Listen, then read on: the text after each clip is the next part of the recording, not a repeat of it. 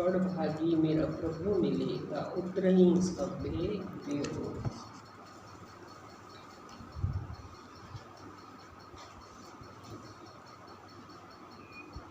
जितने भी माया के भोग थे वो तो छोड़ते हैं,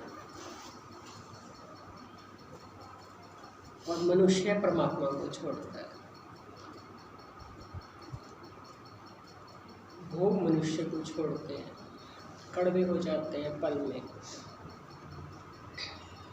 मनुष्य दाता को छोड़ता है, दात को पकड़ता है। इस कारण उन्होंने बोला कि लगन जन्म वियोग। जन्म लग गया, जो छोड़ता नहीं वो छूट गया, और जो रहता नहीं वो लग गया, जन्म लग गया, मृत्यु लग गई। और जो छोड़ता नहीं उससे वियोग हो गया। लेकिन बड़भागी मेरा प्रभु मिले, ता उतरही सभे वियोग। कोई बड़भागी है, बहुत भाग्यवान है। किसने बनाया भाग्यवान? उसी प्रभु की कृपा ने बनाया। जिस पर प्रभु ने अपनी रहमत कर दी, भाग्यवान है कोई, उसे मेरा प्रभु मिले। गुरु नानक जी का एक शब्द है यहाँ पर, मेरा प्रभु मिले। मेरा कह करके संबोधित करते हैं, प्रभु मेरा है। जिसको मेरा कहते हैं उससे विशेष प्रीति हो जाती है। प्रभु सबका होगा पर मेरा है, सबका भी होगा लेकिन सबका प्रभु मेरा है। मैं तो अपना संबंध जानता हूँ, इसलिए जो बड़भागी लोग हैं उसे मेरा प्रभु मिले। मेरा समझते हैं तभी प्रभु मिलता है। मीरा के गिरधर गोपाल होंगे, तुलसी के राम होंगे, हनुमान के राम होंगे, नहीं, राम हमारे हैं। गिरधर गोपाल, मीरा कहती ना मेरे तो गिरधर गोपाल, दूसरा ना कोई। दोनों बातें चलेंगी, ये नहीं कि एक चलेगी बस। मेरे तो गिरधर गोपाल और दूसरे भी मेरे, वो दूसरा पहले ही काट देती है, दूसरा ना कोई। तभी तो एक पूरा मेरा होगा, नहीं तो थोड़ा मेरा इधर होगा, थोड़ा मेरा इधर होगा। इसी का ही पुरुषार्थ है। पुरुषार्थ क्या? विश्वास है। पुरुषार्थ कह देते हैं ज्ञान में, भक्ति में विश्वास है। ज्ञान असल में हमारी मदद करता है विश्वास को बनाने में, क्योंकि हम जानते नहीं इसलिए पूरा विश्वास नहीं कर पाते। ज्ञान से हमें विश्वास हो जाता है, हाँ प्रभु हमारा है। ज्ञान हमें इसलिए दिया जाता है कि प्रभु हमारा है, ये हमें विश्वास हो जाए। सिर्फ मान नहीं रहे, सुना हुआ नहीं है। मीरा ने नहीं कहा, मीरा के कहने से नहीं कह रहे, भगवान के कहने से भी नहीं कह रहे कि भगवान कह रहे मैं सब भूतों का हूँ। भगवान की बात को सद्गुरु ने जनवा दिया तो विश्वास हो गया, और जनवाया भी युक्तियों से, थोपा नहीं, कल्पना नहीं, मान्यता नहीं। इसीलिए ज्ञान का उद्देश्य है जो नहीं जानते या जो मानने में बाधा पड़ रही है और मान्यताओं के कारण, उन बाधा को हटाने में ज्ञान हमारी मदद करता है। तो बड़भागी मेरा प्रभु मिले, ता उतरही सभे वियोग। सब प्रकार के वियोग उतर जाते हैं जब प्रभु मिलता है। सब वियोग का मतलब एक तो परमात्मा से वियोग, परमात्मा मिल गया तो सारे सब कुछ मिल गया, फिर क्या और वियोग कौन से रह गए? बड़ी सावधानी की बात है। जब प्रभु, क्या ध्यान दीजिए, बड़भागी मेरा प्रभु मिले, ता उतरही सभे वियोग। सभी प्रकार के वियोग उतर गए। कौन कौन से वियोग हैं जिसकी जीव तलाश कर रहा है? जिसकी वो तलाश कर रहा है समझो उसका वियोग है। जिसको वो ढूंढ रहा है या जिसको पाने में वो श्रम कर रहा है, दिन रात लगा हुआ है, इसका मतलब उसका वियोग है।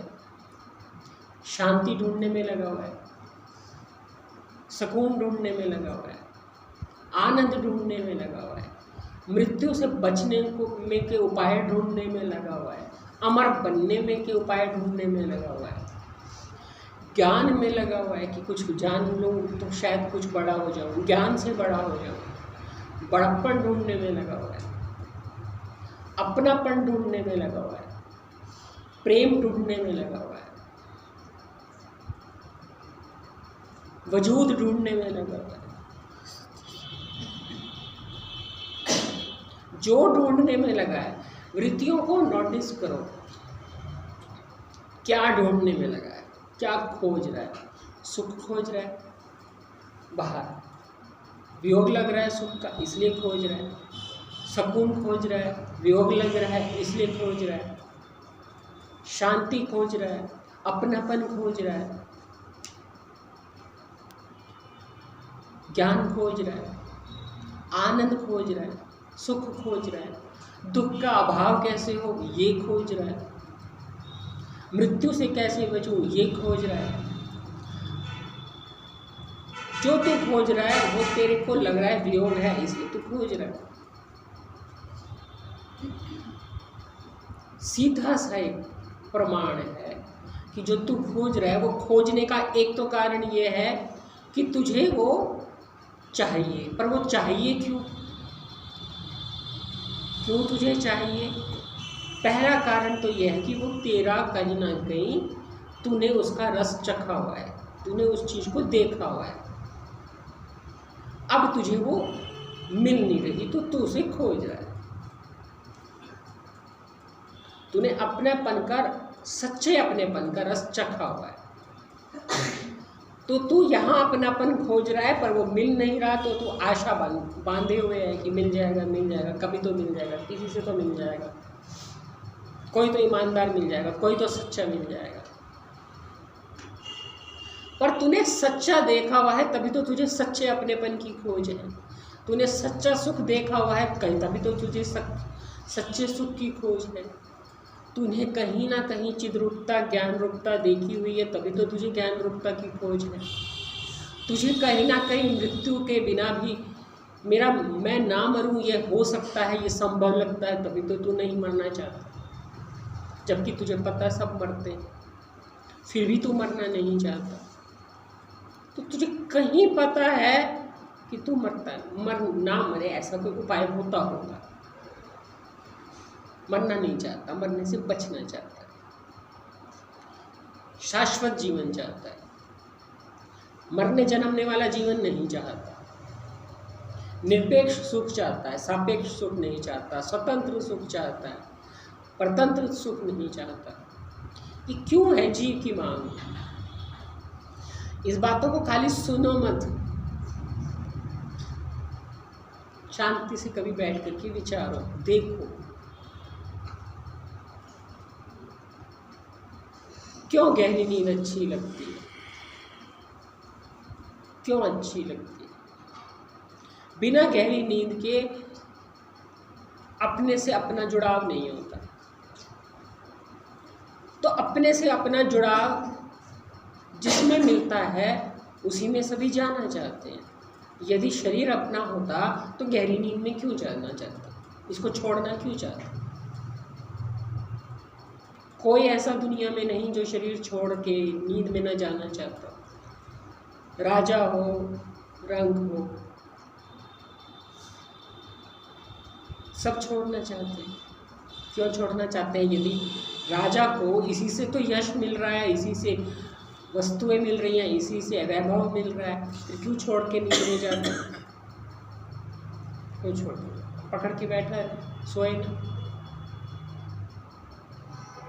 छोड़ना पड़ता है। छोड़ना पड़ता है या छोड़ना चाहता भी है?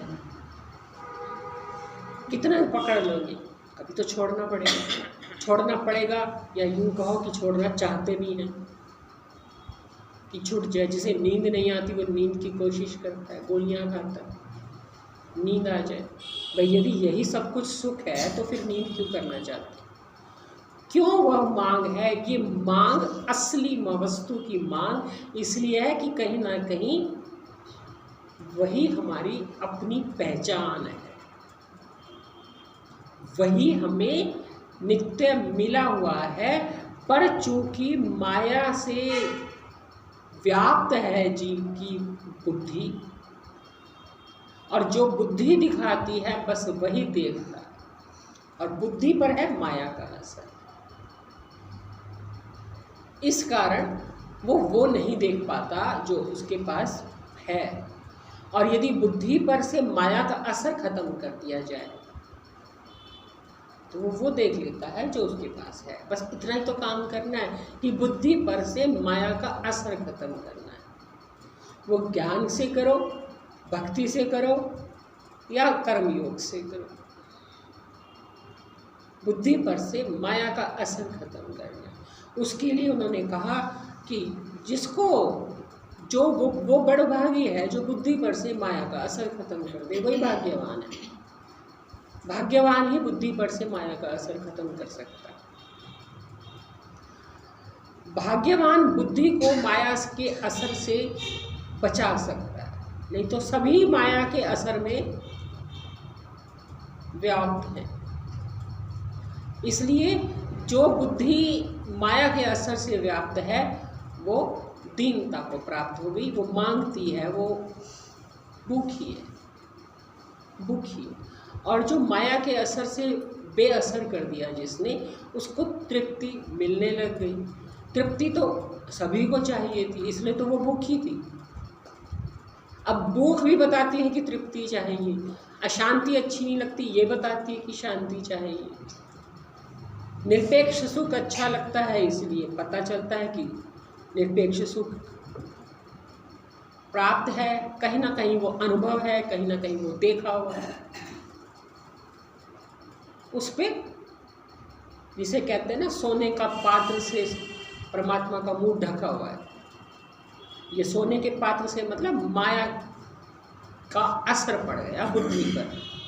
तो इसीलिए वो कह रहे हैं कि यदि प्रभु मिल जाए तो सभी प्रकार के वियोग तेरे उतर जाए, उतर ही सभी वियोग। तेरे को दूसरा कोई चाहिए ही नहीं,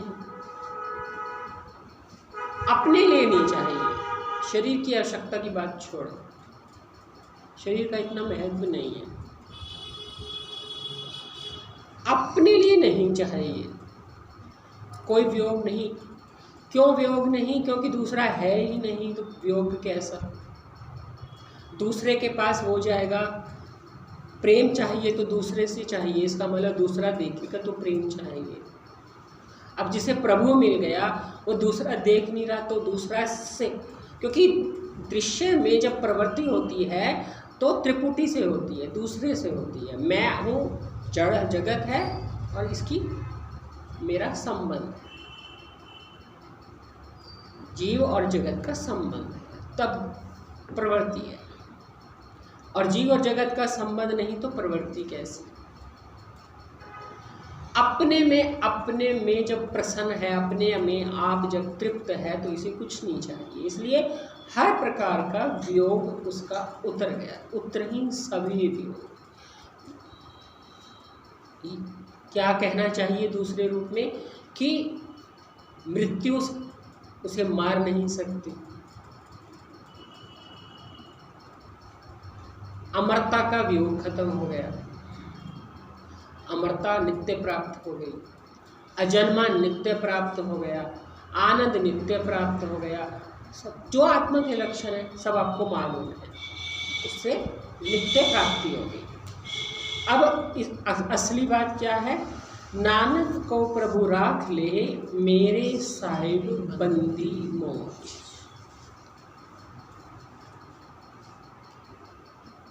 ये जो रखना है ना, अभी जो मैंने आपसे बात करी, बुद्धि पर माया का असर, इसी से बचने के लिए भक्त लोग, ज्ञानी लोग, प्रेमी लोग, श्रद्धालु लोग, जिज्ञासु लोग, विचारवान लोग प्रभु से ये कहते हैं कि रख ले मुझे, तू मुझे रख ले। भगवान ने कहा रखना मन मेरे में, सौंपना बुद्धि भी मुझे। रख लो, वहां रख लो, वहां सौंप दो। बुद्धि जब वहां सौंप दो, वहां मन रख दो, वृत्तियां वहां रख दो, तो बुद्धि असर होगा। ऐसा नहीं है दृश्य का असर नहीं होगा। एक चीज मैं देख रही हूं आजकल कि जिसका ज्यादा संग करते हैं उसका असर होता है। आजकल काम का ज्यादा संग कर रहे हैं तो चित्त पर असर होता है। हर समय कर्म में वृत्ति बनी हुई है। अब जब सतत कर्म वाली वृत्ति बनी हुई है तो दिखाई देता है कि कुछ ना कुछ चित्त पर उसका असर है। अब वो जो चित्त पर असर है संग दोष से, जिसका जितना ज्यादा संग कर रहे हैं उसका उतना चित्त पर असर है। रोजमर्रा की जिंदगी में इतना चित्त पे असर नहीं होता, किया और छूट गया, विशेष वृत्ति नहीं बनती। जो ये विशेष वृत्ति है इसमें कर्म का चित्त पर असर है। अब इस असर को बेअसर करने के लिए क्या किया जाए? ध्यान दें, असर इसलिए है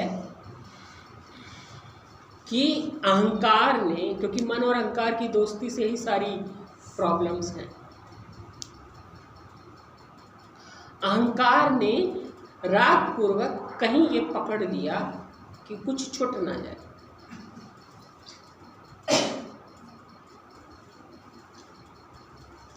बस अहंकार से यही छुड़वा दो,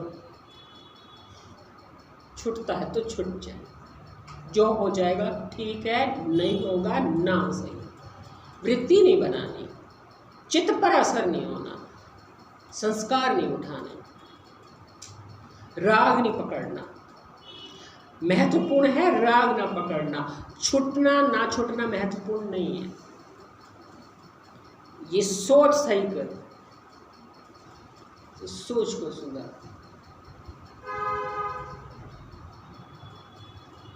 राग से पकड़ लिया, एक आग्रह आ गया, छूट ना जाए। इसलिए वृत्ति ध्यान रखती है कि कौन सा कोना छूट तो नहीं गया। बस यही अहंकार से छुड़वा दें, आग्रह के असर छूट जाए तो छूट जाए, असर तो ना हो चित्त पर। सुन रहे हो?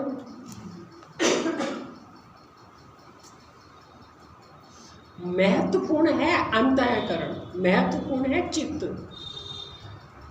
ये नहीं, ये हमारे साथ नहीं जाएगा।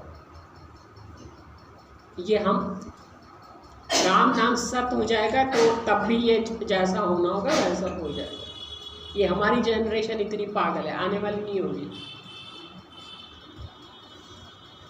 होगी बिल्कुल भी नहीं।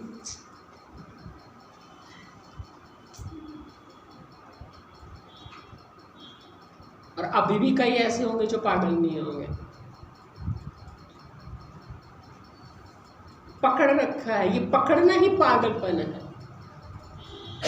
करना पागलपन नहीं है, करने में तो मुझे बहुत फायदे दिखाई देते हैं, पर उन फायदों में अपना नुकसान करना ये ना समझिए।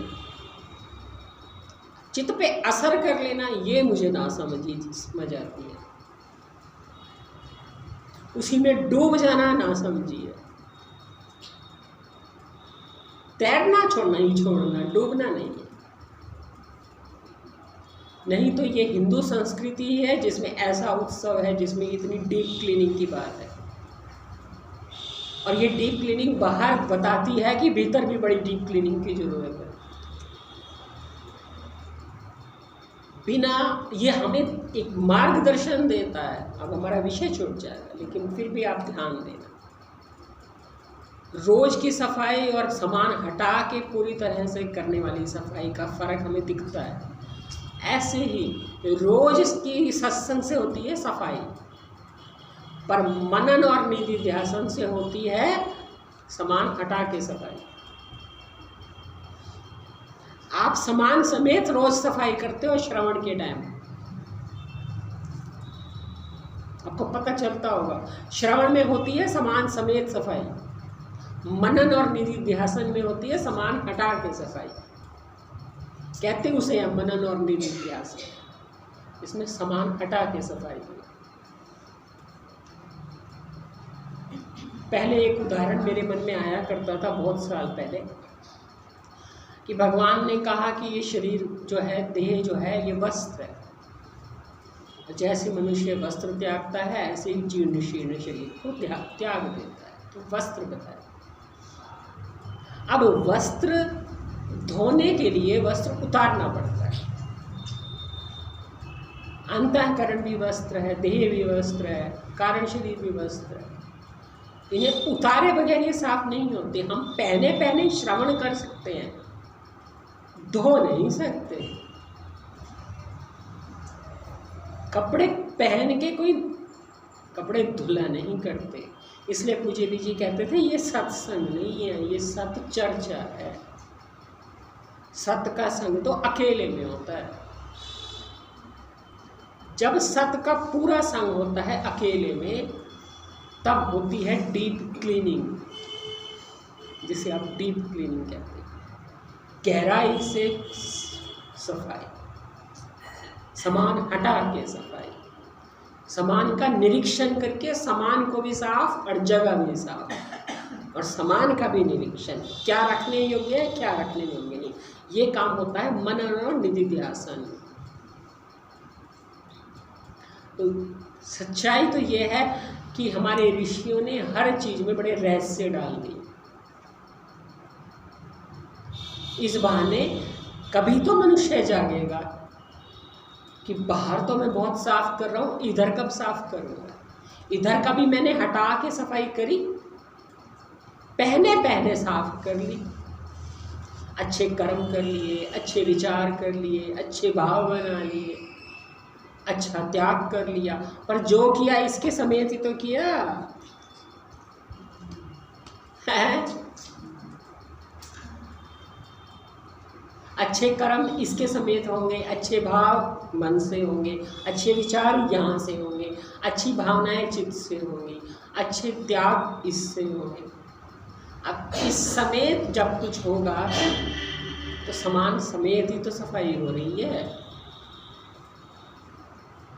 सामान भी साफ हो रहा है, पर सामान वही रखा तो वही है ना जहाँ रखा है, हटा तो नहीं रहे। हटाने का मतलब क्या है कि हटाने की प्रक्रिया कहाँ से शुरू होती है, यदि मैं आपको थोड़ा सा बता दूं। जब जहाँ से हम कहते हैं मैं जान रहा हूँ, मैं जानता हूँ, मैं जानने वाला। क्या जानना, कैसा जानना, इसे छोड़ के केवल जानना। क्या जानना और कैसा जानना में अच्छा जाने, क्या से जाने, कान से जाने, जीभ से जाने, त्वचा से जाने, क्या जाना, कड़वा जाना, मीठा जाना, कर्कश जाना, सुरीला जाना, छोड़ दो। क्या जाना, कैसे जाना छोड़ दो, केवल जानना। आप केवल जानने पर भी खड़े होने लगोगे तो आपको दिखाई देगा कि भाई इनके बगैर जो जानना है ये उतर गए। अब दिख रहा है कि क्या सफाई होती क्या है।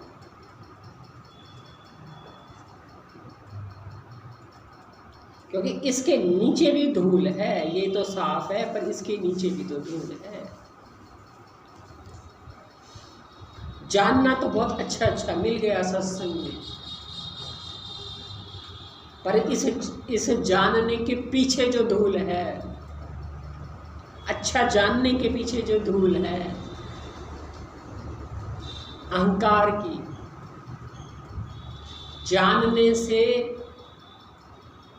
मैं जानने वाला ज्ञानी हूँ, मैं समझने वाला विशेष हूँ, मैं सत्संगी हूँ, मैं ये जानता हूँ, मैं वो जानता हूँ। ये वाली धूल तो है, ये धूल कैसे छटेगी? ऐसी धूल किसी सत्संग में नहीं काटी जाती, ये गुरुदेव ही काटते हैं। सब कहते हैं अच्छा अच्छा जान लिया, बहुत बढ़िया, खूब जन्माते हैं, खूब जन्माते हैं, पर वो ये नहीं कहते कि इस खूब जानने वाले को अपने आप को भी तो देखना पड़ेगा। खूब जानने में बाहर से तो खूब जानना, अच्छा अच्छा सब कुछ सुंदर सुंदर लग रहा है, कितना अच्छा अच्छा जानते हैं, सब कुछ बड़ा सुंदर है, ये भी जानते हैं, ये भी जानते हैं, वो भी जानते हैं, पर जो ये जानने वाला है ये तो अटका पड़ा है, बंधा पड़ा है जानकारियों से, उसके अभिमानों से, उससे विशेषता से, वो तो मैला है। इस जानकारी से उसको अपनी विशेषता छोड़ करके ज्ञान की गहराई में जाए तो उसकी वो मैल खत्म हो जाए। तो मनन निधिध्यासन का स्तर होता है समान हटा के सफाई करना, देह हटा के अंतःकरण, अंतःकरण हटा के कारण शरीर, और कारण शरीर हटा के मैं, और मैं हटा के साक्षी, और साक्षी ब्रह्म है ये समझना, तो सब कुछ हट गया, सब कुछ साफ हो गया, एक अद्वितीय रह गया, बाकी सब बाधित हो गया।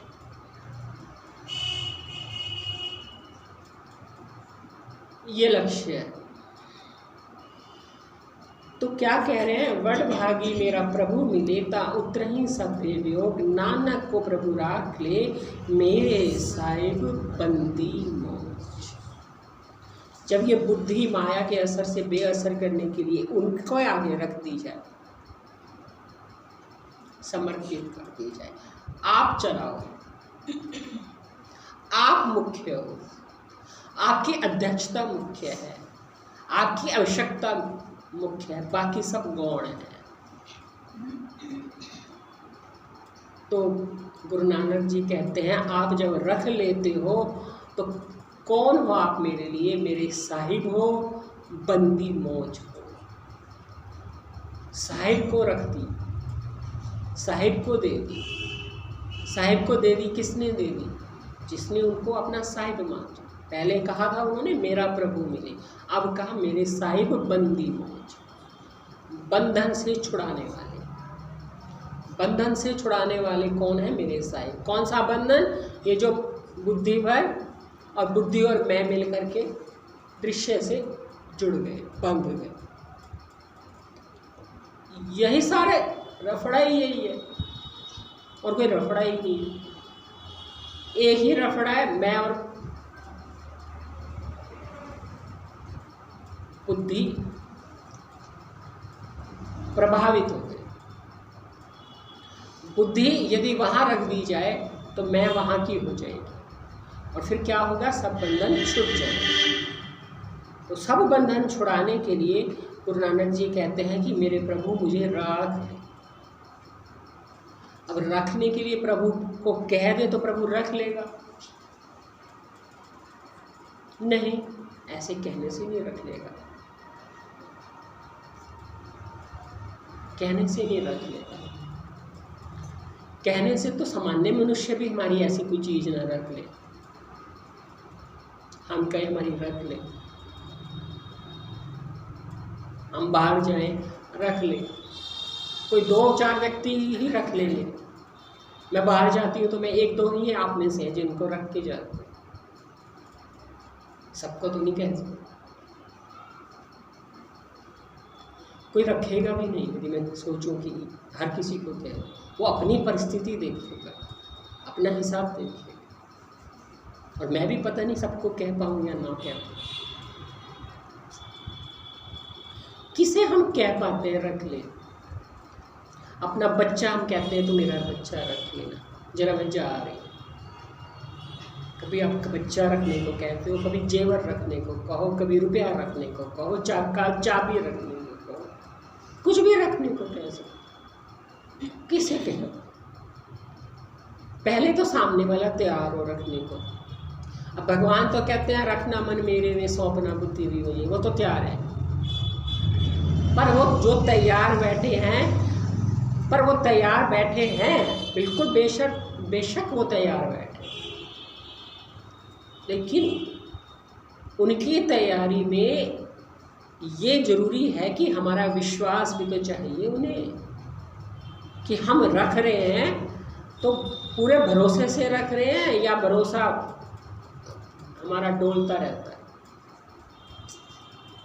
भरोसा डोल जाएगा तो किसी पे हम भरोसा ना करें तो अगली बार वो हमारी चीज़ रखेगा?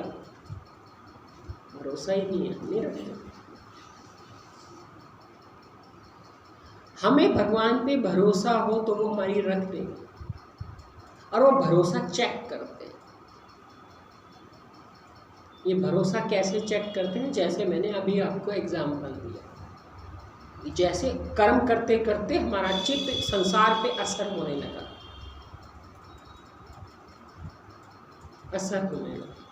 और हम यदि वास्तव में परमात्मा पे भरोसा करते हैं तो हम महत्व नहीं देंगे इस कर्म को, प्रतिष्ठा को, दुनियादारी को। हम कहेंगे हो या ना हो, चित्त हमारा परमात्मा देख रहा है, और उसके सामने ये ऐसा चित्त नहीं चलता, राग वाला, कर्तापन वाला, कर्म के संस्कारों वाला। वो महत्वपूर्ण है। दुनिया क्या कहेगी या हमें क्या लग रहा है, वो महत्वपूर्ण नहीं है।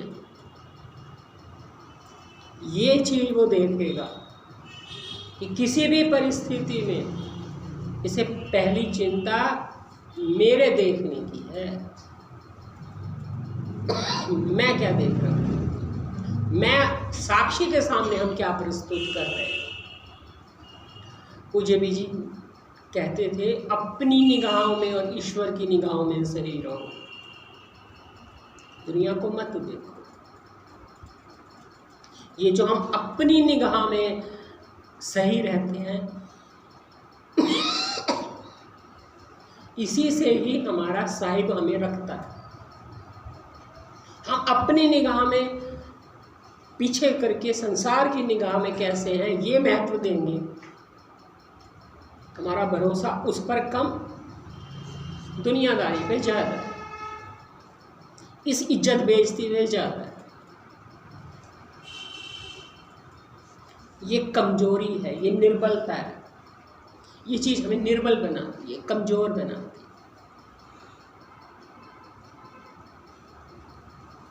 और निर्बल व्यक्ति, कमज़ोर व्यक्ति को ही संस्कार जकड़ लेते हैं। संस्कारों की शक्ति वहीं ज़्यादा पावरफुल होती है जहाँ हम निर्बल होते हैं, कमज़ोर होते हैं। कमज़ोर व्यक्ति को, जैसे कमज़ोर शरीर वाले को रोगाणु पकड़ लेते हैं, ऐसे कमज़ोर निर्बल मन वाले को संस्कार पकड़ लेते हैं।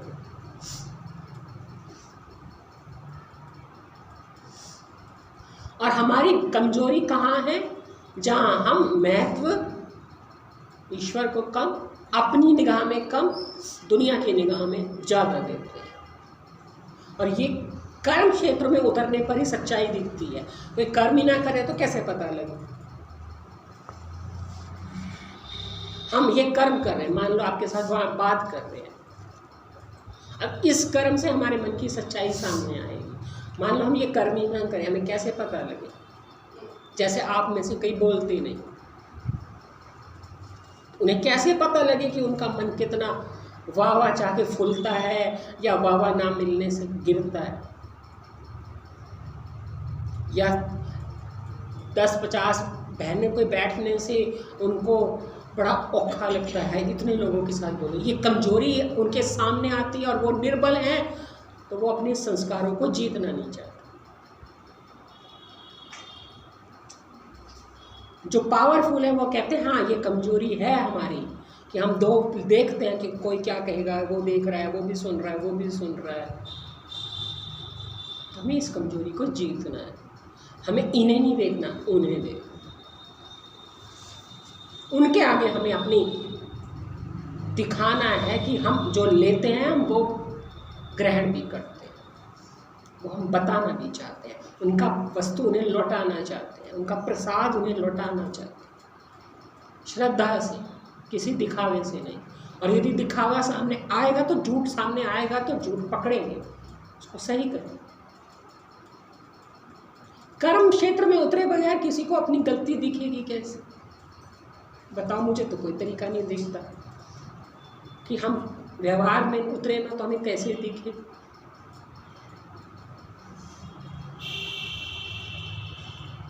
तो जो भी अंतःकरण की कमियां हैं वो कर्म क्षेत्र में उतरने पर दिखती हैं, और दिखती हैं तो फिर उसको सही करने का भी युक्ति मिलती है। और यही निर्बलता संस्कार ग्रहण कर लेती है और पावरफुल होते हैं हम जब साहिब बंदी मौज, नानक को प्रभु राख ले मेरे साहिब बंदी, जिसमें साहिब बंदी मौज राख लेता है, ताकतवर है, उसको संस्कार नहीं पकड़ती, उसे कोई बीमारी नहीं पकड़ती, उसे संस्कार नहीं पकड़ती। इसीलिए तो चार तरह की जो अंतःकरण बताए हैं ना, जल रेखा, भू रेखा, रेत की रेखा, आकाश की रेखा, इस पर मैं हर समय सोचती हूँ, हर समय दिमाग में ये चीज़ आती है, कैसा अंतःकरण जल की रेखा बन जाएगा, कैसे अंतःकरण भू रेखा बन जाएगा, कैसे अंतःकरण रेत की रेखा बनेगा, और कैसे अंतःकरण आकाश की रेखा बनेगा। ऐसे ही तो बनता है। जिसको बंदी मोच रख लेगा उसको कोई संस्कार पकड़ ही नहीं सकता, कोई बांध ही नहीं सकता। मुझे भी जी कहते थे, मुझे तुम बांध ही नहीं सकते, बांध के भी दिखाओ। और कभी कभी कहते थे, मैं तो आपको छुड़ावा तो समय को बंध दे। जब बहनें अपनी जिद उन पर थोपती थी तो कहते थे, मैं तो आपको छुड़ावा तो समय को बंध दे। और जब हम उनके साथ सैर पे, मुझे याद है मैं पहली बार जब उनके साथ सैर पे गई तो उन्होंने सबसे पहले दिन मुझे ये कहा, कहाँ जा रही है, मुल्तानी में जैसे वो बोले, किथाने दीदी। मैंने कहा तुआड़े नाल, तो कहते मेरे नाल चलण की सामर्थ तुआड़े विच किन्ने कोल कोई नहीं। मैंने सोचा ये क्या बोला, मैंने तो सामान्य बोला कि मैं आपके साथ जा रही हूँ। पहले दिन उन्होंने सैर पे जब मैं गई ये बात बोली, मेरे साथ नहीं कोई चल सकता। और वास्तविकता है कि कोई उनके साथ चल नहीं पाता, हम एक कदम पीछे ही रह जाते थे, साथ तो कभी चल ही नहीं पाए। ये तो जो भी सैर पे गए होंगे उन्हें पता होगा, भौतिकता में भी नहीं चल पाए। मेरे ख्याल से 11 इंची का पांचा पहनते थे मुझे भी,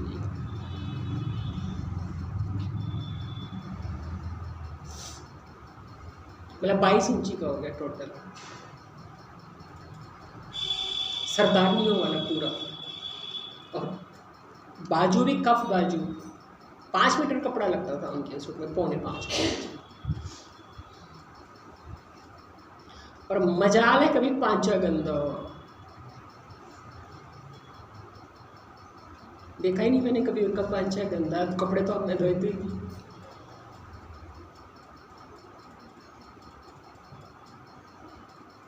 वैसे भी बिल्कुल असंगता। तो बात क्या है, नानक को प्रभु राख ले मेरे साहिब बंदी में। ये जो उन्होंने पहले कहा ना कि सब उपयोग उतर जाएंगे, पर कैसे उतरेंगे ये सारे वियोग? चित्त को यदि संसार में फंसाए रहेंगे तो कैसे उतरेंगे ये वियोग? कैसे जन्म का वियोग उतरेगा? कैसे अमरता का आएगी? कैसे अजन्म का आएगी? कैसे निश्चितता आएगी? कैसे निरपेक्षता आएगी? कैसे शाश्वत सुख मिलेगा? जब मिलेगा जब रख लेगा बंदी छोड़ महाराज, बंदी मोच रख लेगा। तो कैसे रख लेगा? लाज रख लेगा, संस्कारों से बचा लेगा, अहंकार से बचा लेगा, राग से बचा लेगा, द्वेष से बचा लेगा, दुखों से बचा लेगा, लोभ से बचा लेगा, हर चीज़ से बचा लेगा। पर बचाएगा उसे जैसे बचने का महत्व लगेगा। एक ही शर्त है, बचने का महत्व लगे। फंसना किसी भी कीमत पे फंसना नहीं। फंसने के लिए कितनी भी कोई कीमत मांग ले, ये कीमत नहीं दे। फंसने में लोग तैयार हो जाते हैं, चाहे अंदर वाला नाराज हो जाए, चाहे बंदी छोड़ महाराज हमें छोड़ दे और हमें ये मिल जाए, तो फिर साहिब बंदी मोच रखता नहीं। वो कहता है तुझे तो मेरी कदर ही नहीं है, मैं तुझे बचाऊं और तू फंसते। जैसे पूज्य जी ने कहा ना, मैं तो आपको छुड़ावा तो समय क्यों बंद रहे। वो हमें हर समय छुड़ाते रहे, हम उन्हें कहें तुम बंध जाओ हमारे साथ, तो वो क्यों बंध है। बंधना तो हमें उनके चरणों के साथ है, तभी तो वो हमें छुड़ाएंगे। बंधना शिष्य का कर्तव्य है, गुरु का नहीं।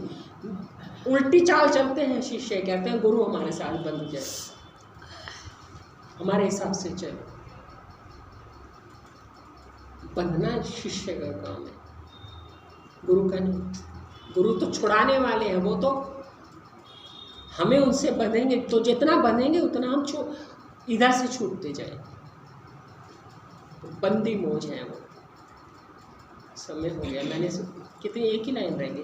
कब तक होवे साध संग विन से सबे सोच।